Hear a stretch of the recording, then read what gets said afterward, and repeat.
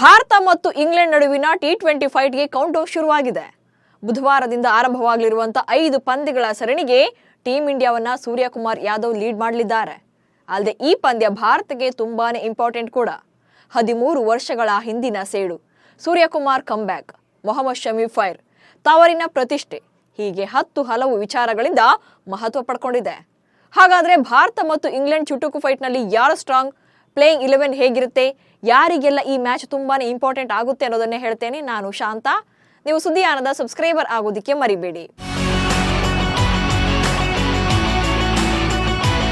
England ವಿರುದ್ಧದ 5 ಪಂದ್ಯಗಳ T20 ಸರಣಿಗೆ ಟೀಂ ಇಂಡಿಯಾ ರೆಡಿಯಾಗಿದೆ.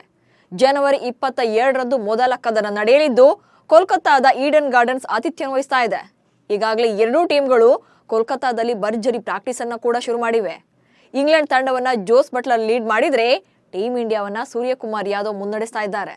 ಟಿ20 ಫಾರ್ಮೆಟ್ ನಲ್ಲಿ ಎರಡೂ ತಂಡಗಳ ನಡುವೆ ನೆಕ್ ಟು ನೆಕ್ ಫೈಟ್ ಕೂಡ ಇದೆ. Shami comeback, Akshar Patel vice captain. England ವಿರುದ್ಧದ ಸರಣಿಗೆ ಟೀಂ ಇಂಡಿಯಾ ಸೆಲೆಕ್ಟ್ ಆದಾಗಲೇ ಹಲವು ಅಚ್ಚರಿಗಳನ್ನು ಮೂಡಿಸಿತ್ತು. ಮೊಹಮ್ಮದ್ ಶಮಿ ಕಮ್ಬ್ಯಾಕ್ ಮಾಡಿದ್ದಾರೆ. ಅಕ್ಷರ್ ಪಟೇಲ್ಗೆ ಉಪನಾಯಕತ್ವ ನೀಡಲಾಗಿದೆ.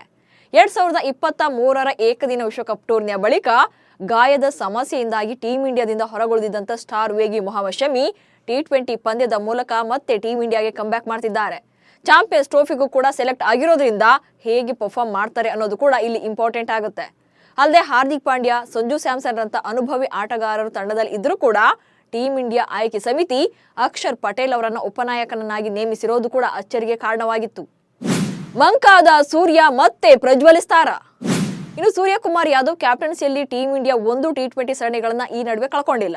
ಆದ್ರೆ ಟೀಮ್ ಗೆಲ್ತಾ ಇದ್ರೂ ಕೂಡ ಸೂರ್ಯ ಮಾತ್ರ ಕಳೆದ 2 ಸರಣಿಗಳಲ್ಲಿ ಸ್ವಲ್ಪ ಮಂಕಾಗಿದ್ದಾರೆ.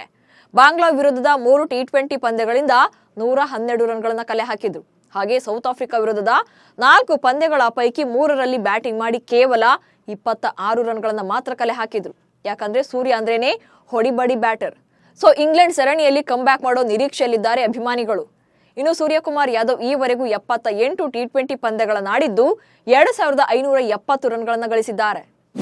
24 ಬಾರಿ ಟಿ20ಯಲ್ಲಿ ಮುಖಾಮುಖಿಯಾಗಿರುವ ಉಭಯ ತಂಡಗಳು. ಇನ್ನು ಭಾರತ ಮತ್ತು ಇಂಗ್ಲೆಂಡ್ ನಡುವೆ 2025ರಲ್ಲಿ ನಡೀತಾ ಇರುವಂತಹ ಮೊದಲ ಸರಣಿ ಇದು. ಈವರೆಗೂ ಕೂಡ ಎರಡೂ ತಂಡಗಳು ಟಿ20 ಕ್ರಿಕೆಟ್ನಲ್ಲಿ ಕಠಿಣ ಪೈಪೋಟಿಯನ್ನು ನಡೆಸಿವೆ. ಒಟ್ಟು 24 ಸಲ ಮುಖಾಮುಖಿಯಾಗಿದ್ದು ಇದರಲ್ಲಿ ಟೀಂ ಇಂಡಿಯಾ 13 ಸಲ ಪಂದ್ಯಗಳಲ್ಲಿ ಗೆದ್ದುಕೊಂಡಿದೆ. ಇನ್ನು ಇಂಗ್ಲೆಂಡ್ ತಂಡ 11 ಪಂದ್ಯಗಳಲ್ಲಿ ಸೋತಿದೆ.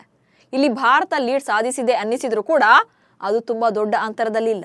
ಇನ್ನು ಇಂಗ್ಲೆಂಡ್ ವಿರುದ್ಧ ಟಿ20ಯಲ್ಲಿ ಅತಿ ಹೆಚ್ಚು ರನ್ ಗಳಿಸಿರುವಂತಹ ಭಾರತೀಯ ಬ್ಯಾಟರ್ ಲಿಸ್ಟ್ಗಳಲ್ಲಿ ವಿರಾಟ್ ಕೊಹ್ಲಿ ಅಗ್ರ ಸ್ಥಾನದಲ್ಲಿದ್ದಾರೆ. ಕೊಹ್ಲಿ ಈವರೆಗೂ ಕೂಡ 21 ಪಂದ್ಯಗಳಲ್ಲಿ ಆಡಿದ್ದು 39.93ರ ಸರಾಸರಿ ಹಾಗೆ 648 ರನ್ಗಳನ್ನ ಕಲೆ ಹಾಕಿದ್ದಾರೆ. ಇನ್ನು ರೋಹಿತ್ ಶರ್ಮಾ ಕೂಡ ಇಂಗ್ಲೆಂಡ್ ವಿರುದ್ಧ 467 ರನ್ ಗಳಿಸಿದ್ದಾರೆ ಟಿ20 ಫಾರ್ಮೆಟ್ ನಲ್ಲಿ. ಇನ್ನು ಬೌಲಿಂಗ್ ವಿಭಾಗದಲ್ಲಿ ನೋಡೋದಾದ್ರೆ ಯುಜ್ವೇಂದ್ರ ಚಹಲ್ 11 ಪಂದ್ಯಗಳನ್ನ ಆಡಿದ್ದು 16 ವಿಕೆಟ್ಗಳನ್ನು ಉರುಳಿಸಿದ್ದಾರೆ. ಇನ್ನು ಆಲ್ರೌಂಡರ್ ಹಾರ್ದಿಕ್ ಪಾಂಡ್ಯ 14 ವಿಕೆಟ್ ಪಡೆದಿದ್ದಾರೆ. ಆದ್ರೆ ಈ ಸಲ ರೋಹಿತ್ ಶರ್ಮಾ ಮತ್ತು ವಿರಾಟ್ ಕೊಹ್ಲಿ ಟಿ20ಯಿಂದ ನಿವೃತ್ತಿ ಪಡೆದಿದ್ದು ಈ ಇಬ್ಬರು ಆಟಗಾರರು ಕೂಡ ಇಂಗ್ಲೆಂಡ್ ವಿರುದ್ಧದ ಸರಣಿಯಲ್ಲಿಲ್ಲ. ಇನ್ನು ಟೀಂ ಇಂಡಿಯಾ ವಿರುದ್ಧ ಇಂಗ್ಲೆಂಡ್ ಪರ ಅತಿ ಹೆಚ್ಚು ರನ್ ಗಳಿಸಿದವರಲ್ಲಿ ನಾಯಕ ಜೋಸ್ ಬಟ್ಲರ್ ಮುಂಚೂಣಿಯಲ್ಲಿದ್ದಾರೆ. ಇವರು 22 ಇನ್ನಿಂಗ್ಸ್ಗಳಲ್ಲಿ 498 ರನ್ಗಳನ್ನ ಕಲೆ ಹಾಕಿದ್ದಾರೆ. ಈ ಸರಣಿಯಲ್ಲೂ ಕೂಡ ಬಟ್ಲರ್ ಆಡ್ತಾ ಇರೋದ್ರಿಂದ ಅವರ ಸ್ಕೋರ್ ಮತ್ತಷ್ಟು ಹೆಚ್ಚಿಸಿಕೊಳ್ಳುವ ತವಕದಲ್ಲಿದ್ದಾರೆ. 13 ವರ್ಷಗಳ ಹಿಂದಿನ ಸೇಡು ತೀರಿಸಿಕೊಳ್ಳುತ್ತಾ ಭಾರತ ಮತ್ತು ಇಂಗ್ಲೆಂಡ್ ನಡುವಿನ ಮೊದಲ ಟಿ20 ಪಂದ್ಯ ಕೋಲ್ಕತ್ತಾದ ಈಡನ್ ಗಾರ್ಡನ್ಸ್ ಮೈದಾನದಲ್ಲಿ ನಡೆಯಲಿದೆ. ವಿಷಯ ಏನಪ್ಪಾ ಅಂದ್ರೆ 13 ವರ್ಷಗಳ ಬಳಿಕ ಇದೇ ಮೊದಲ ಬಾರಿಗೆ ಭಾರತ ಮತ್ತು ಇಂಗ್ಲೆಂಡ್ ತಂಡಗಳು ಈ ಮೈದಾನದಲ್ಲಿ ಮುಖಾಮುಖಿಯಾಗ್ತಾ ಇವೆ. ಈ ಹಿಂದೆ 29 ಅಕ್ಟೋಬರ್ 2011ರಂದು ಉಭಯ ತಂಡಗಳ ನಡುವೆ ಏಕೈಕ ಟಿ20 ಪಂದ್ಯ ನಡೆದಿತ್ತು. ಇದರಲ್ಲಿ ಭಾರತ 6 ವಿಕೆಟ್ಗಳಿಂದ ಹೀನಾಯವಾಗಿ ಸೋಲನ್ನ ಕಂಡಿತ್ತು. ಇದೀಗ ಈ ಐತಿಹಾಸಿಕ ಮೈದಾನದಲ್ಲಿ ಗೆಲುವು ಸಾಧಿಸಿ ಹಳೆಯ ಸೇಡನ್ನ ತೀರಿಸಿಕೊಳ್ಳೋಕೆ ಭಾರತ ರೆಡಿಯಾಗಿದೆ. ಇನ್ನು ಇಂಗ್ಲೆಂಡ್ ಸರಣಿಗೆ ಪ್ಲೇಯಿಂಗ್ 11 ಹೇಗಿರಬಹುದು ಟೀಂ ಇಂಡಿಯಾದು ಅನ್ನೋದನ್ನ ನೋಡೋದಾದ್ರೆ wicket keeper batsman Sanju Samson ಹಾಗೆ ಅಭಿಷೇಕ್ ಶರ್ಮಾ ಇನ್ನಿಂಗ್ಸ್ ಅನ್ನು ಆರಂಭ ಮಾಡ್ತಾರೆ.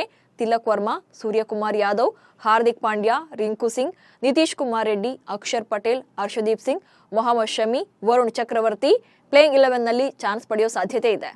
ಭಾರತ ಮತ್ತು ಇಂಗ್ಲೆಂಡ್ ನಡುವೆ 5 ಪಂದ್ಯಗಳ ಟಿ20 ಸರಣಿ ನಾಳೆಯಿಂದ ಆರಂಭವಾಗಲಿದೆ. ಮೊದಲ ಪಂದ್ಯ ಕೋಲ್ಕತ್ತಾದ ಈಡನ್ ಗಾರ್ಡನ್ಸ್ ನಲ್ಲಿ ನಡೆಯಲಿದೆ.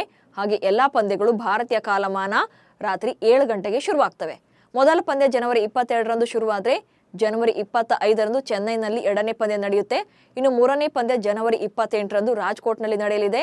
ಹಾಗೆ 4ನೇ ಪಂದ್ಯ ಜನವರಿ 31ರಂದು ಪುಣೆಯಲ್ಲಿ ನಡೆದರೆ ಅಂತಿಮ ಪಂದ್ಯ ಫೆಬ್ರವರಿ 2ರಂದು ಮುಂಬೈನಲ್ಲಿ ನಡೆಯಲಿದೆ. ಇದಾದ ಬಳಿಕ ಫೆಬ್ರವರಿ 6, 9 ಮತ್ತು 12ರಂದು ಕ್ರಮವಾಗಿ 3 ಪಂದ್ಯಗಳ ಏಕದಿನ ಸರಣಿ ನಡೆಯಲಿದೆ. ಚಾಂಪಿಯನ್ಸ್ ಟ್ರೋಫಿಗೂ ಮುನ್ನ ನಡೀತಾ ಇರುವಂತಹ ಇಂಗ್ಲೆಂಡ್ ಸರಣಿ ಭಾರತದ ಪಾಲಿಗೆ ತುಂಬಾನೇ ಇಂಪಾರ್ಟೆಂಟ್ ಆಗಿದ್ದು, ತವರಿನಲ್ಲೇ ಸೀರೀಸ್ ನಡೀತಾ ಇರೋದ್ರಿಂದ ಹೆಚ್ಚಿನ ನಿರೀಕ್ಷೆಗಳನ್ನು ಕೂಡ ಮೂಡಿಸಿದೆ. ನಮಸ್ಕಾರ.